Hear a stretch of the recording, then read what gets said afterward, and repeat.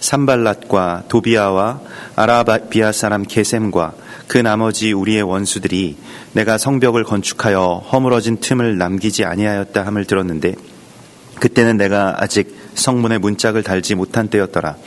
산발랏과 게셈이 내게 사람을 보내어 이르기를 오라 우리가 오노 평지 한 촌에서 서로 만나자 하니 실상은 나를 해하고자 함이었더라. 내가 곧 그들에게 사자들을 보내어 이르기를 내가 이제 큰 역사를 하니 내려가지 못하겠노라. 어찌하여 역사를 중지하게 하고 너희에게로 내려가겠느냐 하매 그들이 4번이나 이같이 내게 사람을 보내되 나는 꼭 같이 대답하였더니 산발랏이 5번째는 그 종자의 손에 봉하지 않은 편지를 들려 내게 보냈는데 그 글에 이르기를 이방 중에도 소문이 있고 가스무도 말하기를 너와 유다 사람들이 모반하려 하여 성벽을 건축한다 하나니 내가 그 말과 같이 왕이 되려 하는도다. 또 네가 선지자를 세워 예루살렘에서 너를 들어 선전하기를 유다의 왕이 있다 하게 하였으니 지금 이 말이 왕에게 들릴지라. 그런즉 너는 이제 오라 함께 의논하자 하였기로 내가 사람을 보내어 그에게 이르기를 내가 말한 바 이런 일은 없는 일이요 내 마음에서 지어낸 것이라 하였나니 이는 그들이 다 우리를 두렵게 하고자 하여 말하기를 그들의 손이 피곤하여 역사를 중지하고 이루지 못하리라 함이라. 이제 내 손을 힘있게 하옵소서 하였더라. 이후에 무헤다발의 손자 들라야의 아들 스마야가 두문 불출하기로 내가 그 집에 가니 그가 이르기를 그들이 너를 죽이러 올 터이니 우리가 하나님의 전으로 가서 외소 안에 머물고 그 문을 닫자. 저들이 반드시 밤에 와서 너를 죽이리라 하기로 내가 이르기를 나 같은 자가 어찌 도망하며 나 같은 몸이면 누가 외소에 들어가서 생명을 보존하겠느냐. 나는 들어가지 않겠노라 하고 깨달은즉 그는 하나님께서 보내신 바가 아니라 도비아와 산발랏에게 뇌물을 받고 내게 이런 예언을 함이라. 그들이 뇌물을 준 까닭은 나를 두렵게 하고 이렇게 함으로 범죄하게 하고 악한 말을 지어 나를 비방하려 함이었느니라. 내 하나님이여 도비아와 산발랏과 여선지 노아다야와 그 남은 선지자들 곧 나를 두렵게 하고자 한 자들의 소행을 기억하옵소서 하였노라. 성벽 역사가 52일 만인 엘룰월 25일에 끝남에 우리의 모든 대적과 주위에 있는 이방 족속들이 이를 듣고 다 두려워하여 크게 낙담하였으니 그들이 우리 하나님께서 이 역사를 이루신 것을 알미니라. 또한 그때의 유다의 귀족들이 여러 번 도비아에게 편지하였고 도비아의 편지도 그들에게 이르렀으니 도비아는 아라의 아들 스가냐의 사위가 되었고 도비아의 아들 여호하난도 베레기야의 아들 무슬람의 딸을 아내로 맞이하였으므로 유다에서 그와 동맹한 자가 많음이라. 그들이 도비아의 선행을 내 앞에 말하고 또 내 말도 그에게 전하매 도비아가 내게 편지하여 나를 두렵게 하고자 하였느니라. 아멘. 이 느헤미야와 그 백성들이 함께 성전을 지어가는 그 이야기는 우리가 그리스도 예수와의 몸을 이루는 이야기와 연결이 됩니다. 또한 그리고 그것이 이제 우리가 교회라고 부르는 하나님의 그 거룩한 공동체, 또한 예수와의 신부가 되는 이 땅에 이 주님 말씀을 따라서 새롭게 주의 집을 지어져가는 모든 믿는 우리들에게 주시는 하나님의 언약과 또 계시와 지혜의 말씀이 느헤미야서에 담겨져 있습니다. 오늘 이 성전이 지어져 가는 것에 있어서 그것을 반대하는 자들, 그것을 막아서는 자들, 그러니까 성전 짓기를 그렇게 막아서는 자들이 출현하는 것을 우리가 보게 되는데요. 느헤미야서에 계속 나오는 이제 산발랏, 도비아, 게셈이라고 하는 이 세 말하자면 이방인의 지도자들을 이제 그들의 그런 어떤 이 방해하는 그런 이야기들을 오늘 이 느헤미야 6장에서 보게 됩니다. 이미 느헤미야가 그 아닥사스다 왕에게 허락을 받고 이 성전 재건을 위해서 이 이스라엘 땅에 도착했을 때부터 그들이 굉장히 마음에 근심이 있었는데요. 왜냐하면 이미 그들이 뭐 오늘날 이제 팔레스타인 그 사람들처럼 별로 이렇게 역사가 오래지는 않지만 아무튼 이 바벨론 시대에 막 그 민족들과 이 이주민들을 이렇게 섞어 놓으려고 했던 어떤 그런 그 정책에 의해서 지금 이 사람들이 이곳에서 와서 산 지도 이제 꽤 오랜 시간이 지나고 이제 다 정착해서 살만하니까 뭐 자기네들 고향으로 돌아왔다라고 하는 이 바벨론의 포로들이 자신들의 어떤 그 사는 지역을 이제 위협했다라고 하는 것입니다. 그래서 느헤미야서 2장 10절에서도 보면 산발랏과 산발랏의 이 고향은 호론이었는데요. 호론 사람 산발랏과 또 종이었던 암몬 사람 도비아가 이스라엘 자손을 흥왕하게 하려는 사람이 왔다 함을 듣고 심히 근심했다라고 하는 것이 이제 기록되어 있죠. 그래서 이제 산발랏이라고 하는 이름의 뜻을 보면 이제 이 어떤 힘, 권력 이런 뜻과 또 함정 이런 뜻을 같이 갖고 있습니다. 사실은 이게 어떻게 보면 힘과 권력이라고 하는 것이 삶에 있어서 우리의 어떤 인생에 있어서 이 세상 가운데서도 이제 흔히 함정이 되는 경우도 굉장히 많이 있죠. 그래서 우리가 이제 권력을 탐하다 보면 그 권력과 힘을 가지면 또 그것만큼 욕망의 어떤 끝자락이 되는 것이 없거든요. 이생의 자랑이라고 하는 것이 이 세상에서는 가장 큰 어떤 욕망의 대상 가운데 하나인데 그것은 일종의 함정이 된다라고 하는 것을 우리가 삶에 있어서도 많이 만나게 됩니다. 그래서 옛 말에도 권력은 10년을 넘어가는 법이 없다라고 하는 권불 10년이라고 하는 말도 있고 실제로도 우리가 매번 정권이 바뀔 때마다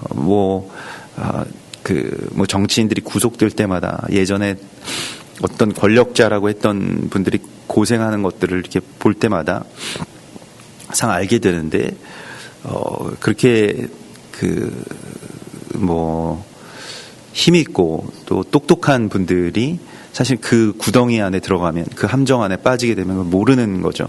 그러면서 이제 실제로 그것이 자신의 힘이 아니라 빠져가는 함정이었다라고 하는 것을 나중에서야 알게 되는 것인데 그래서 이 산발랏이라고 하는 이름을 통해서 우리 가운데 하나님께서는 이제 하나님의 힘을 의지해서 살아가는 사람들의 복을 알려주십니다. 느헤미야의 이 이야기들을 통해서요. 느헤미야도 사실 권력의 핵심에 있었던 사람입니다만은 그래서 이 권력의 핵심에 있는 사람들은 권력을 어떻게 이용해야 되는지를 알죠. 힘이 어디에 있고 힘을 어떻게 이용해야 되는지를 잘 알고 있고 거기에 대한 어떤 말하자면 기술이나 재주라고 할까요? 그것을 굉장히 잘 아는 그런 사람이었습니다만은 그러나 느헤미야는 권력을 의지하는 법이 없습니다. 그러니까 항상 하나님을 먼저 의지하고요. 하나님께 기도하고요. 하나님이 그 힘의 근원이라고 하는 것을 모든 권력자들에게 주신 힘도 역시 하나님께서 부여하신 그 권력이라고 하는 것을 그가 알고 있습니다. 그래서 권력에 대항하거나 이러한 사람이 아니라 그 권력 안에 있었던 사람입니다만은 절대로 그 권력 자체를 의지하지 않았던 그러한 사람으로 오늘 우리 가운데 그렇게 참된 지혜를 보여주고 있습니다. 그리고 이제 산발랏과 함께 이 재건을 방해했던 또 하나의 인물이 바로 도비아입니다. 이 도비아는 산발랏보다 훨씬 더 어떻게 보면 어려운 상대였는데요. 산발랏은 그냥 이렇게 대적하는 상대였다라고 이방인이었다라고 하면 도비아는 이름 자체가 토브 야훼의 합성어입니다. 이렇게 도비아라고 하는 것이 토브라고 하는 것은 선하다. 이 야훼는 여호와께서는 선하시다 이런 뜻이기 때문에 이게 욥의 친구들도 욥을 비방할 때 그냥 자신들의 의견을 가지고 비방하지는 않습니다. 하나님이 선하시기 때문에 당신이 이렇게 된다. 하나님의 선하심을 가지고 비방하죠. 어떻게 보면 하나님의 이름으로 저주를 하고요. 같은 계통에서 이제 공격을 해오기 때문에 참 어렵게 됩니다. 이러한 그 고생들이 우리 가운데도 있죠. 때때로 하나님의 이름으로 또 이 하나님께서 선하시기 때문에 당신이 이제 잘못되었다라고 하는 그러한 그 욥의 새 친구와 같은 그러한 이 언행으로 또 그러한 말로 이렇게 우리를 공격하는 그러한 그 대적의 유형입니다. 또한 그것이 글쎄요, 저도 또 굉장히 요즘에도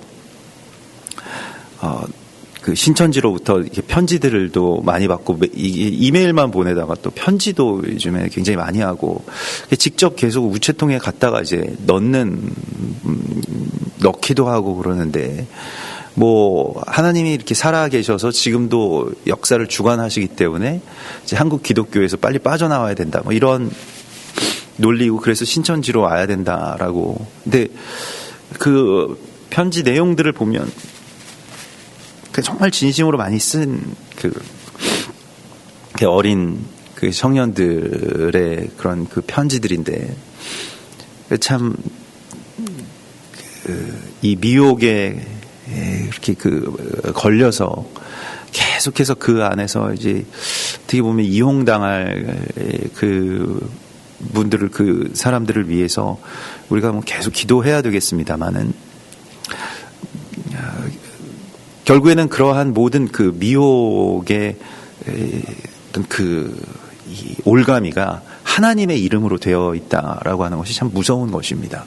그러니까 그들은 선을 행하고 있고 또 내가 이 진리 안에서 이들을 빨리 깨우쳐야 된다라고 하는 정말 어찌 보면 미혹에 걸린 것이지만 또 어떻게 생각하면 순수한 그런 이 믿음이나 열정들이 그 미혹에 의해서 왜곡되었다라고 하는 것을 보면 참 마음이 많이 아프고 그렇게 애통함이 있습니다. 그래서 정성스럽게 이렇게 꾹꾹 써서 손으로 눌러 쓴 그 글씨들을 보면요. 그리고 이제 세 번째 같이 이들을 공격했던 이 세 인물 가운데 하나가 이제 게쉔입니다. 이 게쉔은 그 소나기 혹은 퍼붓는 비가 되어 있는데요. 근데 이제 그 게쉔이라고 하는 것이 어떻게 보면 이스라엘에서도 그 기쁨이고 감사일 텐데 여기서 이 퍼붓는 비라고 하는 것은 그렇게 이 감사함으로 퍼붓는 비가 아니라 어떤 재앙으로 떨어지는 어떤 그러한 그 의미가 되겠죠. 그리고 그를 이제 아라비아 사람이라고 그의 어떤 그 출처를 밝히고 있는데 아라비아라고 하는 것은 아르바에서 나온 말인데요. 우리가 아라비아 광야다 하면 광야 지역이기도 하고 그 아르바라고 하는 말 자체가 메마른 곳이라는 뜻입니다. 그래서 이건 어떻게 보면 거짓 복을 의미한다라고 할 수 있겠는데요. 그래서 이 사람들이 이제 이 성벽에 올라간다라고 하는 것이 점점 이제 두렵게 됩니다. 여기서 그런 저런 성벽들이 올라가게 되면 그 다음부터는 자신들의 어떤 거처를 빼앗길 수 있다라고 하는 그 위협을 계속해서 느꼈고요. 또 특별히 그런 자신들의 어떤 본 거처를 빼앗기지 않는다고 할지라도 이게 어떻게 보면 영적으로 이런 모든 일들에 대하여서 본능적으로 이제 사단에 의해서 사용되는 측면이 있습니다. 이게 정말 무서운 건데요.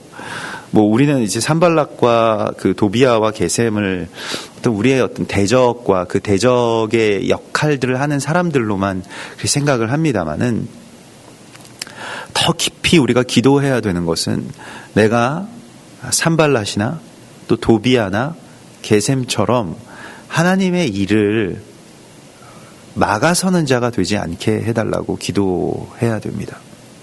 물론 뭐 그럴 일이 없으리라고 우리가 생각은 합니다만은 그러나 그렇게 되지 않도록 정말 깊이 기도해야 됩니다. 이게 그 반유대주의라고 하는 것, 또 그 오늘날의 뭐 이스라엘 회복에 대해서 반대하시는 분들 가운데도 정말 신실하고 지혜로우신, 뭐 어떻게 보면 그렇게 그 신뢰했던 분들 가운데도 그러한 말씀들과 또 그러한 신학들을 펼치는 분들도 굉장히 많이 있고요. 또 그게 이 기독교를 위협하는 어떤 그런 다른 뭐 어떤 한 세대주의적인 어떤 그 이야기가 된다라고 해서 많이들 비방하시는 분들도 보게 되고요. 또 낙심하게 만드는 많은 이야기들을 듣게 되죠. 그래서 마지막 때에 하나님께서 주신 이 언약의 계시들, 또 우리가 한 세 사람을 이루는 어떤 그런 지혜들을 아주 쉽게 폄하하고, 또 뭐 쉽게 폄하한다는 것을 넘어서서 굉장히 공격적으로 살기 등등하게, 마치 산발랏과 도비아와 이 게셈처럼 우리를 공격하는 어떤 그러한 모습으로 등장하기도 합니다. 때때로 우리에게 두려운 것은 내가 그러한 그 편에 서는 것, 거기에 대한 우리가 두려움을 갖게 됩니다. 우리가 늘 기도하는데 뭐 이 나라가, 뭐 우리가 그렇게 하지 않는다고 하더라도 나라 전체가 그런 어떤 대적의 길 가운데 서게 될 것에 대하여서 우리가 또한 두렵고 떨리는 마음으로 기도해야 되고요. 또 교회 전체가 그렇게 주를 대적하는 길에 서지 않게 해달라고 우리가 이렇게 기도해야 됩니다. 우리가 일제시대 때 신사 참배도 그렇고, 또 최근에 있는 이 WCC도 그렇고, 어떤 대표성, 우리가 거기 속해 있을 때 그 속한 그 교단이나 또 교계 전체가 그렇게 움직이게 되면 거기에서 뭐 소수로 반대하는 사람들이 있더라도 그냥 뭐 어찌할 수 없는 그러한 자리에 갈 수가 있기 때문에요. 늘 이 일들에 대하여서 우리가 주님이 주시는 그 피난처를 간구해야 할 것입니다. 산발랏과 게셈이 느헤미야를 불러내죠. 오노 평지로 와서 우리랑 같이 만나자. 여기서 뭔가 암살을 하거나 아니면 그 느헤미야의 이 공사를 중단시키려고 하는 많은 어떤 그런 일들을 하기 위해서 4번이나 편지를 해서 오노 평지로 오라고 이렇게 말을 했다라고 하는 것이죠. 뭐 지명의 의미도 역시 중요하기 때문에 이 오노 평지라고 하는 곳을 이렇게 그 이름을 살펴보면 이 오노라고 하는 것은 어떤 그 정력, 그러니까 사람이 가지고 있는 어떤 그 뭐 남성의 힘, 뭐 이런 것을 의미합니다. 그러니까 이제 하나님의 힘을 대적하고 별로 그것을 우습게 여기는 어떤 그런 힘들이죠. 우리 흔히 이렇게 많이 보게 되는데, 그 자기 어떤 힘을 의지하고 자기의 어떤 뭐 정력을 의지하고 그렇게 해서 뭐 이 세상의 신은 나고 내가 주인이고 나를 중심으로 해서 내가 왕이고 이런 어떤 그런 힘들이죠. 그런 힘의 속성들입니다. 모든 권력의 속성이 사실은 이런 그 오노라고 하는 어떤 그런 이 자기 정력을 가장 그 권력의 중심에 두는 어떤 그러한 속성을 가지고 있죠. 우리는 하나님을 의지하는 그 복을 우리가 갖고 있고요.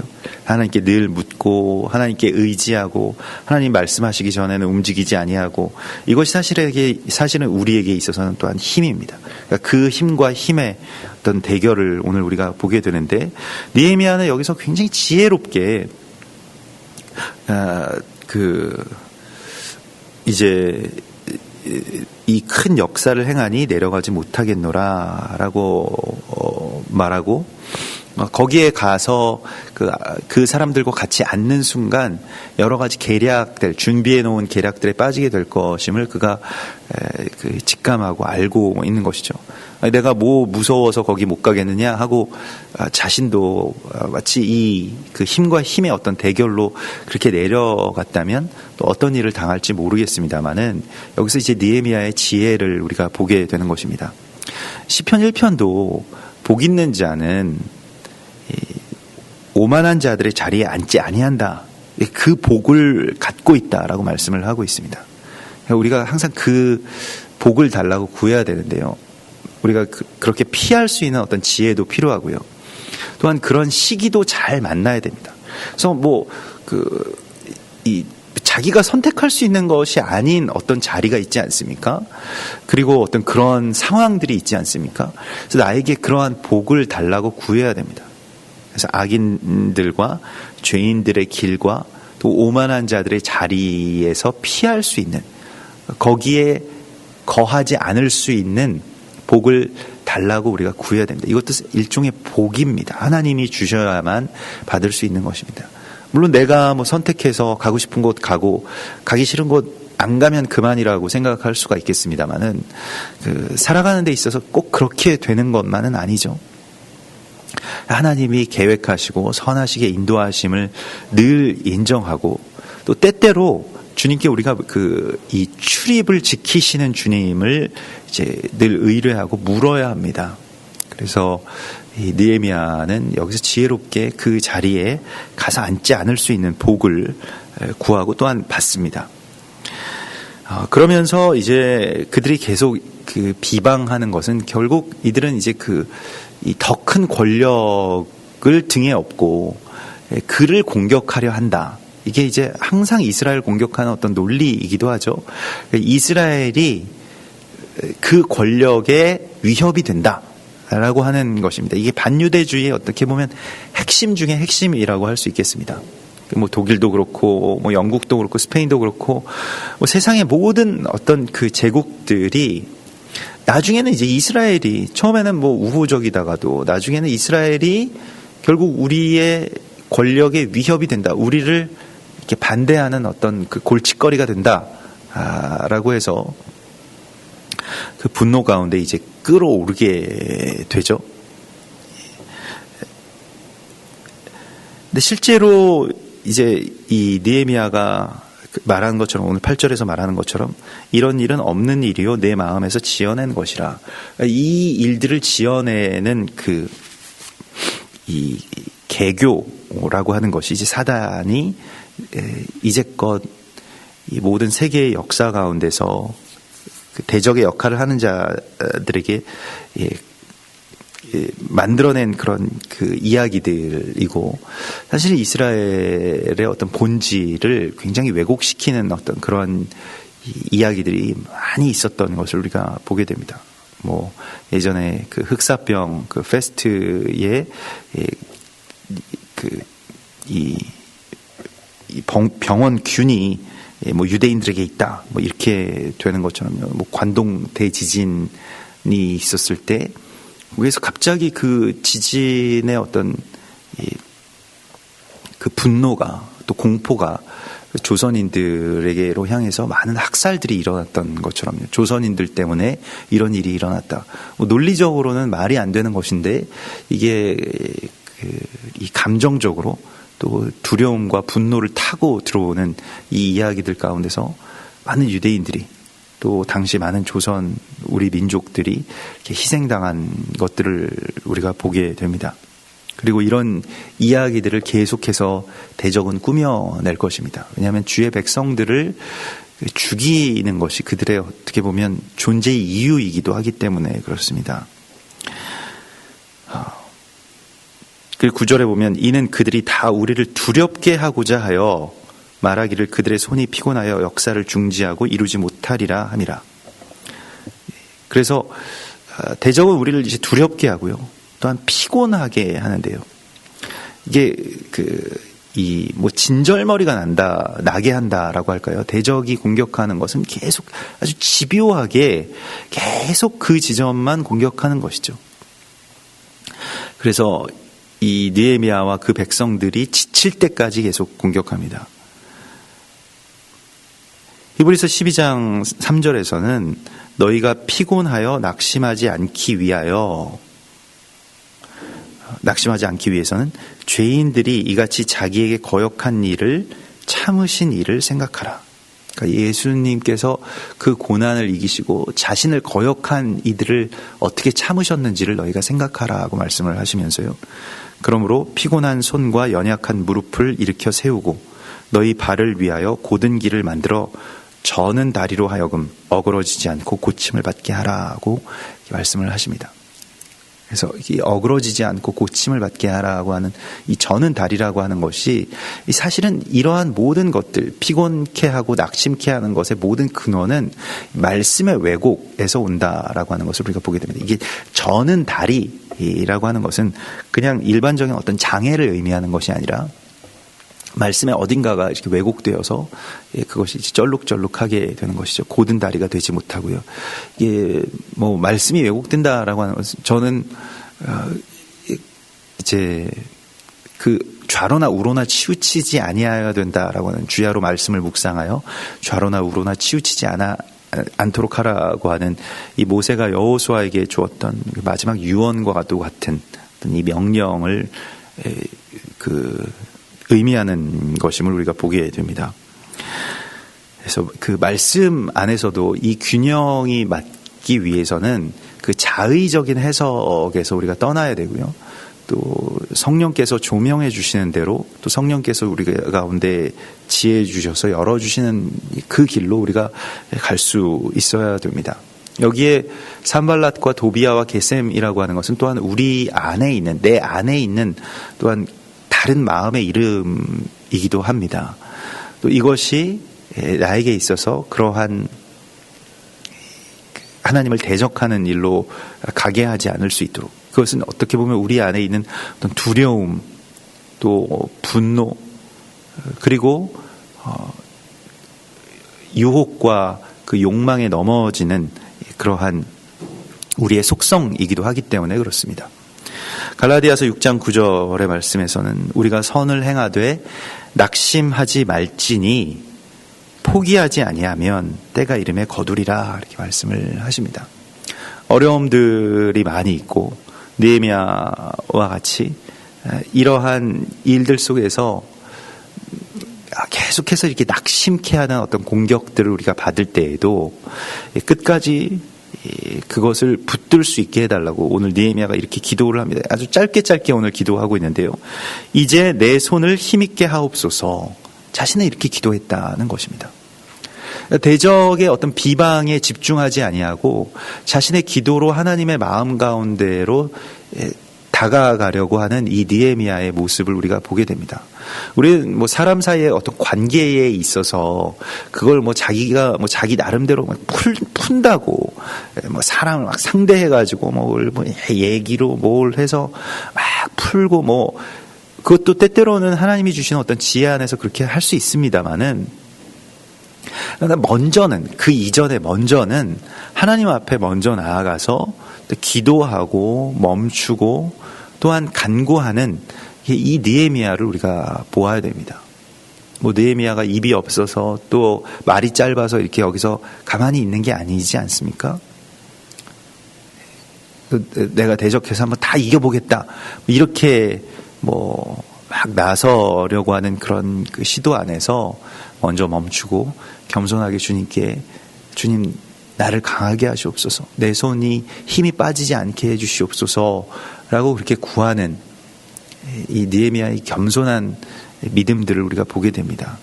그 자기 힘으로 하는 게 아니라고 하는 것을 이미 그는 깊이 알고 있고, 그래서 기도할 수밖에 없다라고 하는 것을 그가 인정하고 이렇게 나아가고 있죠. 그리고 이제 그 10절에 보면 들라야의 아들 스마야가 두문 불출하기로, 그러니까 이 느헤미야와 이 같이 이제 백성들과 함께 백성들을 이렇게 다스리고 이 성전을 그 재건하는 그러한 일들에 또 핵심적으로 이렇게 참여했던 사람 가운데 하나인데요. 이 스마야가 또한 그 영적으로 이제 그 예언하는 자였던 모양입니다. 그래서 아예 이제 집에서 나오질 않으니까 한번 먼저 찾아가 본 것인데, 그가 이르기를 그들이 너를 죽이러 올 터이니 우리가 하나님의 전으로 가서 이제 피하자. 그래서 그 외소 안에, 그러니까 이게 성소이죠. 지성소 그 안쪽에 예전에 그 다윗 왕이 그 피해 들어갔던 바로 그러한 그 성소 안에, 여기로 들어가면 그 이게 말하자면 이 이방인들도 이 종교적인 성지까지는 들어오지 않으니까, 그게 어떻게 보면 암묵적인 어떤 그런 이야기들이기 때문에 여기까지는 그들이 들어올 수가 없으니 우리가 여기 들어가서 얼마 동안 이제 이런 성전 건축하는 거 다 중단하고 그냥 피해 있자. 이거를 하나님의 전에 들어가서 피하자라고 어떤 그 영적으로 어찌 신실하고 예언하는 사람이 예언을 했다는 겁니다. 이 스마야라고 하는 이름 자체가 쉐마 야훼라고 해서 하나님의 음성을 듣는 자라는 그런 뜻입니다. 그래서 이게 그냥 대적이 그냥 공격하는 거는 우리가 쉽게 여기에서 뭐 또 하나님을 의지하고 좀 어렵지만 이게 이겨낼 수 있고 분별이 됩니다만은, 이게 내가 잘 안 보이면 찾아가는 갈 정도로 같이 친하고 신뢰하는 이 사람이, 그리고 늘 기도하고 하나님의 음성을 듣는 사람이라고 여겨왔던 어떤 사람이 만일 거짓 예언을 한다, 거짓 예언의 통로가 된다라고 한다면 참 어려운 이야기가 될 것입니다. 마태복음 24장 24절에 보면 마지막 때에는 거짓 선지자들과 또 거짓 그리스도들이 일어나 큰 표적과 기사를 보여 할 수만 있으면 택하신 자들도 미혹하리라, 이렇게 되어 있습니다. 마지막 때의 이 일들 가운데서 거짓 선지자들의 거짓 예언들을 우리가 많이 만나게 될 것이라고 성경은 말씀을 하고 있습니다. 그래서 우리에게 지혜가 필요한데요. 이게 정말 그럴싸한 이야기고 너무 걱정해서 또 하나님의 어떤 예언을 한 이야기이고 그 지혜를 이렇게 말하자면 자기가 먼저 찾아와서 말한 것도 아니고 느헤미야가 찾아갔을 때 말한 것이기 때문에 이 딱 넘어가기 좋은 그런 것이었는데, 근데 느헤미야가 내가 어떻게 피하겠느냐라고 말을 하고 있습니다. 나 같은 자가 어찌 도망하며, 나 같은 몸이면, 그 자기 같은 몸이라고 하는 것이 이제 자기의 위치에서 말하자면 이제 백성의 이 모든 역사를 그렇게 감독하고 주관하는 그러한 리더인데, 리더가 어디 들어가서 숨었다라고 하면 백성들은 어떻게 되겠냐는 것입니다. 이미 목숨을 걸었기 때문에 이 유혹에 넘어가지 않는 것을 보게 됩니다. 만일 자신의 삶과 생명을 유지하고 그걸 보존하는 것이 이 사명과 이 부르심보다 더 컸다면 느헤미야가 넘어갈 수도 있을 것입니다.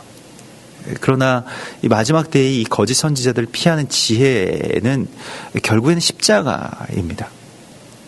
십자가에 나 자신이 이미 죽었고 예수와의 생명이 지금 내 안에서 살고 계시다라고 하는 것을 우리가 늘 인정한다면 이 거짓 예언들도 우리를 넘어뜨릴 수 없음을 오늘 이 안에서 보게 됩니다. 그래서 깨달은 즉 12절에 보면 느헤미야가 이렇게 깨달았는데 하나님께서 보내신 바가 아니라, 이 영적인 어떤 분별이라고 하는 것을 우리는 굉장히 좀 주의해야 됩니다만, 사실은 뭐 내가 어떤 느낌 때문에 무슨 어떤 것에 대해서 분별하고 우리는 또 죄인이기 때문에 나의 또 연약함들이 있기 때문에 느낌이나 또한 오히려 그러한 것들이 이 어떤 영적인 센스에서 좀 왜곡된 방향으로 나타날 수도 있기 때문에 굉장히 주의해야 됩니다. 그래서 분별한다라고 하는 것에 대하여서도 이게 자신의 분별인지 아니면 하나님께서 주신 마음인지에 대하여서 깊이 묵상하고 그래서 성경에서는 예언이라고 하는 것도 그렇고요, 분별이라고 하는 것도 그렇고, 이 두세 증인이 같이 여기에 대하여서 확증을 받으라고 말씀을 하고 있습니다. 정말 객관적인, 그리고 아예 예언적이지 않은 사람에게서도 이게 확증을 받을 수가 있어야 된다는 것이죠. 중요한 어떤 지혜라고 할 수 있겠는데, 왜냐하면 이 하나님의 일들을 하는 데 있어서는 이와 같이 많은 미혹들이 있습니다. 이게 어떻게 보면 전방위적으로 오지 않습니까? 뭐 외부에서도 오고 내부에서도 정말 깊은, 어떻게 보면 그 성소의 한 자락을 차지하고 있었던 이 스마야라고 하는 그 예언하는 동역자가 이렇게 이야기를 할 정도이니 느헤미야가 어디에 마음을 둘 수가 있을까요? 자신이 병문안을 갔던, 어떻게 보면 그냥 이 안부를 물으러 갔던 사람이 뇌물을 받고 자신을 쓰러뜨리기 위해서 이미 준비하고 있고, 언제 한번 찾아오면 이렇게 예언하라고 하는 어떤 그런 그 뇌물까지 받았다라고 하는 것은 얼마나 사실은 섬뜩한 이야기입니까? 그리고 얼마나 배신감이 많이 느껴졌을까요? 하나님의 역사를 함께 이루고 있다라고 생각하고, 늘 기도합니다, 늘 위로합니다, 이렇게 되었던 사람이 이런 식으로 이제 변모해서 갑자기 대적이었다라고 하는 것을 아는 순간 얼마나 두려운 마음이 많았을까요? 그래서 뇌물을 주어서 나를 두렵게 하고 나를 범죄하게 하고 악한 말을 지어서 비방하게 하려 함이었더라라고 해서 이 내부적으로도 너무 많은 어떤 공격들이 이제 있는 것들을 우리가 이 안에서 보게 됩니다. 그러나 느헤미야가 이미 자기 자신의 안위를 이미 버리고 이 안에서 나는 피하지 않겠다라고 말을 하고, 또 지혜롭게 하나님 앞에 기도함으로 이 모든, 어떻게 보면 막 지뢰밭을 빠져나가는 것과 같은 이 일들을 행하는 것을 우리가 이렇게 보게 됩니다. 마지막 때는 이와 같은 어떤 그 공격과 미혹들의 연속이 될 것입니다. 외부적으로나 내부적으로나. 더 무서운 것은 또 내 안에서 이러한 일들이 욕망과 죄악과 상처와 또한 그런 많은 어떤 이 왜곡된 생각들을 타고 그렇게 나오게 될 것입니다.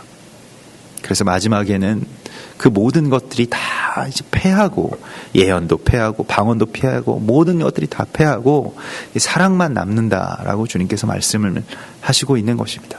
정말 주님을 깊이 사랑하고 주님의 몸을 이루는 것에 있어서 자기 자신을 완전하게 드린 이 느헤미야의 지혜를, 또 느헤미야가 받은 이 복을 우리가 받게 해달라고 구해야 할 것입니다.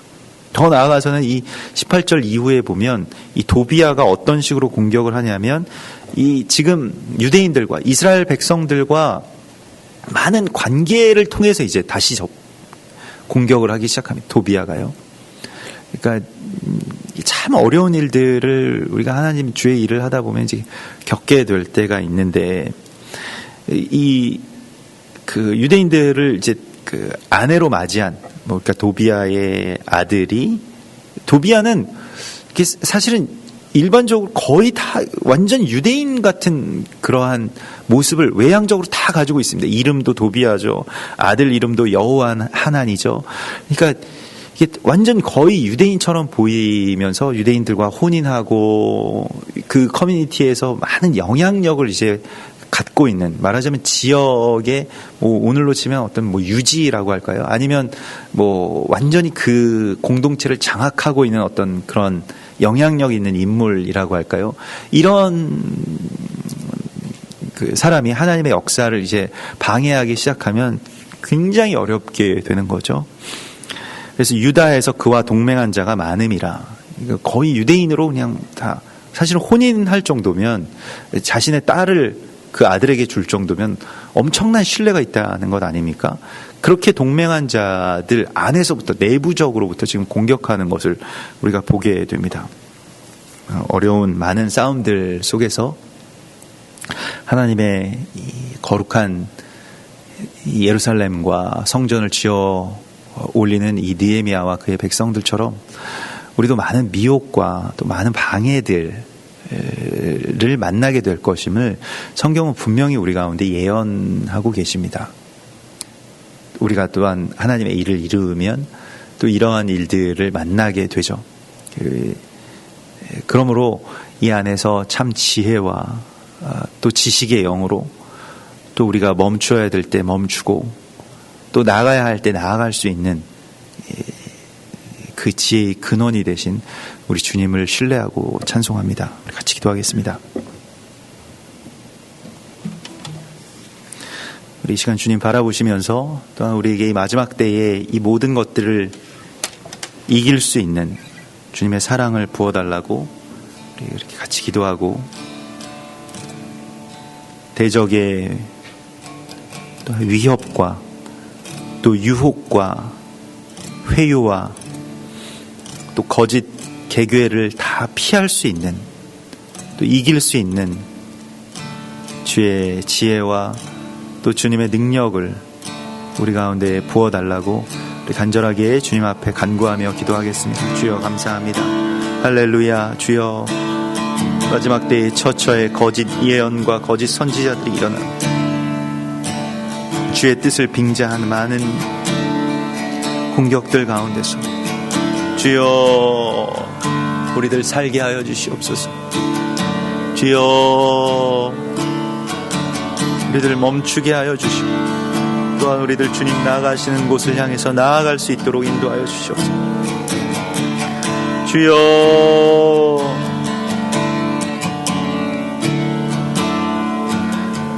주여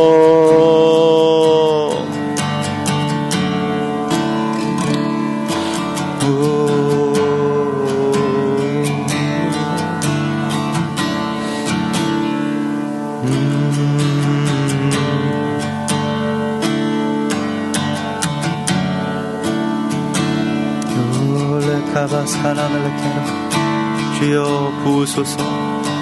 주여 지혜로 부으소서.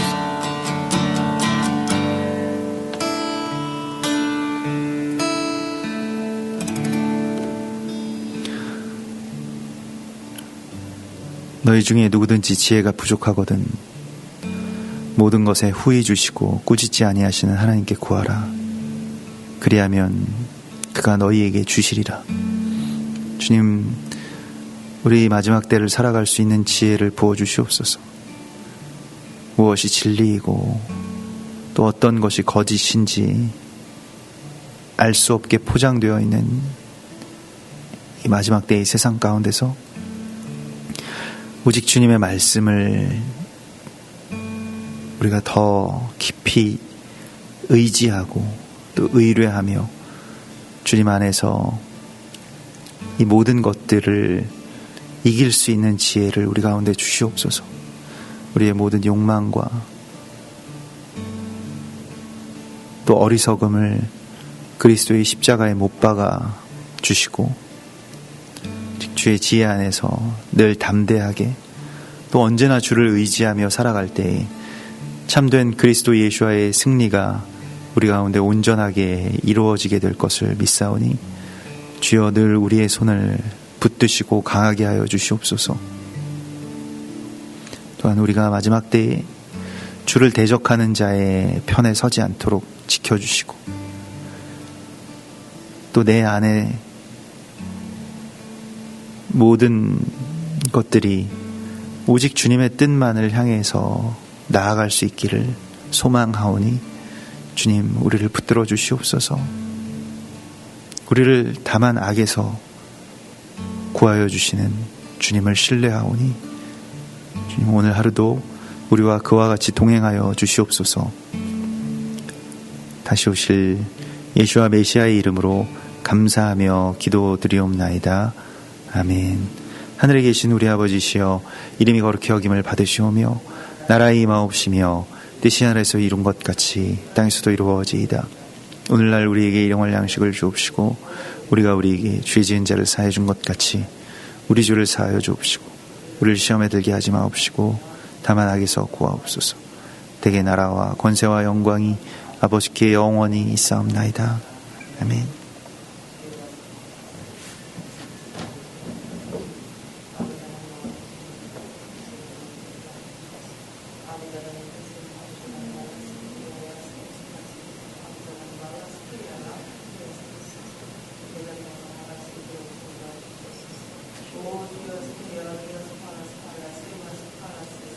아버지, 아버지, 아버지,